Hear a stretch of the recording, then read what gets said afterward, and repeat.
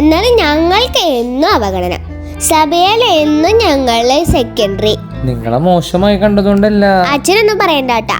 ഒന്ന് ശ്രദ്ധിച്ചേക്ക്. ദൈവമാതാവും സഭയുടെ അമ്മയുമായ മറിയത്തിന് പുരോഹിത സ്ഥാനം ഈശോ നൽകിയില്ല. എന്നാലും സകല വൈദികരുടെയും രാജ്ഞിയായി വണങ്ങപ്പെടുന്നത് പരിശുദ്ധ അമ്മയാണ്. വ്യക്തിമഹത്വത്തിൻ്റെയോ ലിംഗപദവിയുടെ വിഷയമല്ല ശുശ്രൂഷ പൗരോഹിത്യം. പലപ്പോഴും സാമൂഹിക പശ്ചാത്തലത്തിൽ പൗരോഹിത്യത്തെ വായിക്കാനായിട്ട് പരിശ്രമിക്കുമ്പോഴുണ്ടാകുന്നൊരു പ്രശ്നമാണിത്. മറക്കാതിരിക്കുക, എല്ലാവരും ഈശോയുടെ പൗരോഹിത്യത്തിൽ പങ്കുപറ്റുന്നവരാണ്. ചിലർ അവരുടെ ദൈവവിളി അനുസരിച്ച് ശുശ്രൂഷ പൗരോഹിത്യം, ബാക്കിയുള്ളവരെല്ലാം പൊതു പൗരോഹിത്യത്തിലും അംഗങ്ങളുമാണ്. എത്ര താലന്തുകൾ തന്നു എന്നുള്ളതല്ല, അത് എങ്ങനെ ഉപയോഗിച്ചു എന്നതാണ് ദൈവരാജ്യത്തിൻ്റെ അടിസ്ഥാനം. മനസ്സിലായി. അപ്പം ഇന്നത്തെ വചനം പഠിക്കാം. ഗലാത്തിയ 3:28.